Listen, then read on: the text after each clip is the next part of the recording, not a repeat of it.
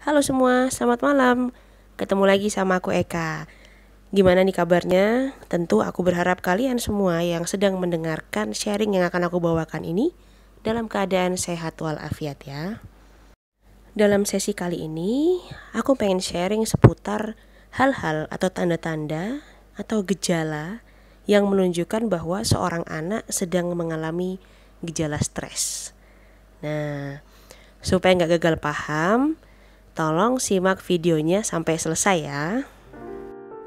Beberapa kali ketika sesi konseling sering muncul pertanyaan, Mbak Eka, emang iya anak-anak bisa kena stres gitu? Bukannya anak-anak ketika dia udah main atau ketika dia lagi kumpul sama teman-temannya, itu dia akan lupa atau dia nggak akan tahu yang namanya stres. Beda kan sama kita yang orang dewasa, kita banyak yang dipikirin, banyak yang dikerjain. Nah, sehingga apa iya anak-anak itu bisa kena stres? Nah, maka di sini aku bisa jawab bahwa sebenarnya anak-anak itu malah lebih rentan kena stres dibanding orang dewasa atau orang tua. Kenapa? Karena anak-anak belum memiliki cukup pengetahuan dan cukup wawasan untuk mengutarakan perasaan dan isi hatinya. Nah, hal itu yang terkadang membuat suasana hati atau perasaan dan pikiran jadi kacau. Hal inilah yang kemudian memunculkan perilaku-perilaku yang mengarah pada stres. Seperti yang dikutip dari sebuah penelitian ya oleh seorang neurolog yang bernama Dr. Yan King ini ya.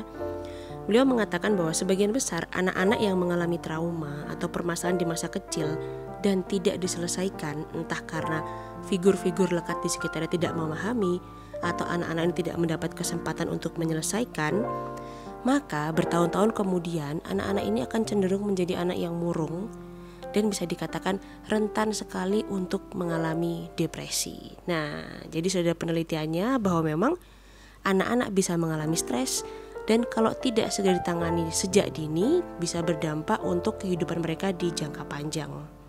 Baik, gak usah berlama-lama, langsung aja nih kita bahas yuk gejala-gejala yang bisa nampak ketika seorang anak mengalami stres. Dari banyak gejala, banyak situasi, di sini saya akan mencoba merangkumkan ya, aku akan mencoba merangkumkan untuk teman-teman pendengar semua yang sekiranya gampang dilihat atau gampang diamati dari buah hati kita di rumah.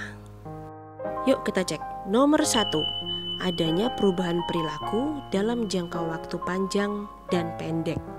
Nah, maksudnya apa?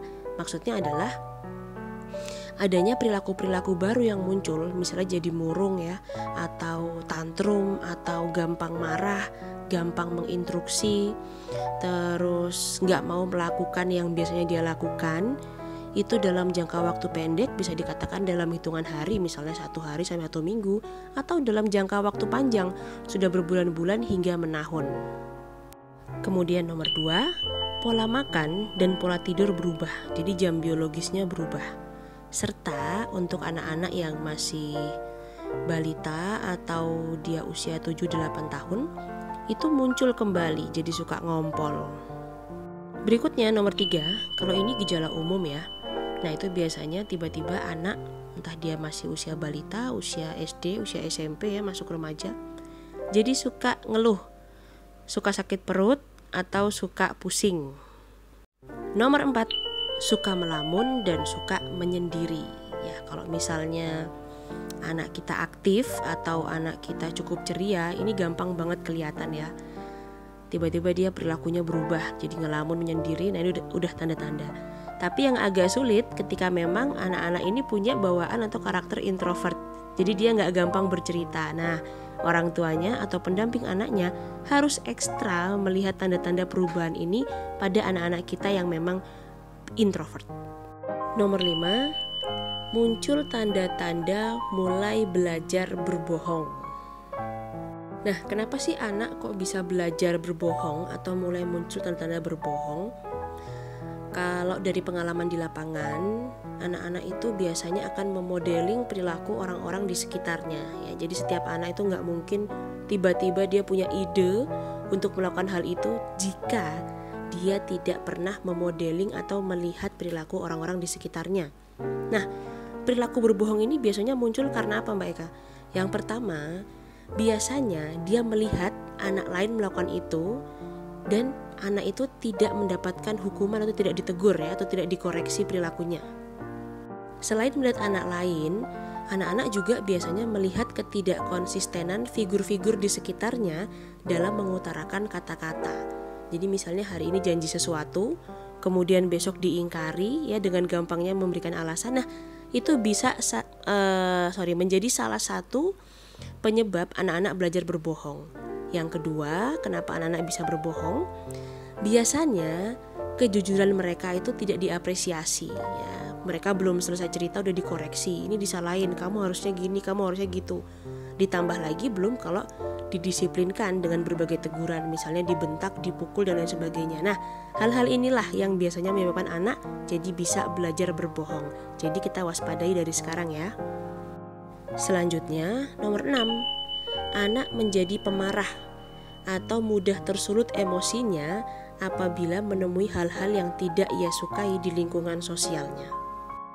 Terakhir, nomor 7, anak menjadi malas bergaul dan ketika dia sudah bersekolah nih ya, dia jadi malas pergi ke sekolah. Nah, itu tadi rekan sekalian, tanda-tanda atau gejala anak mengalami stres. Lebih baik kita ketahui sejak dini dan segera bersama-sama temukan solusinya, ketimbang anak ini sudah beranjak dewasa, tidak mampu menyelesaikan permasalahan dan menjadi masalah baru di kehidupan dia yang akan datang. Nah, oke, baik. Itu sedikit sharing dari saya. Terima kasih karena sudah menyimak sampai selesai. Apabila bermanfaat, jangan lupa share juga ke karib kerabat, saudara, ataupun teman lain yang dirasa membutuhkan informasi ini.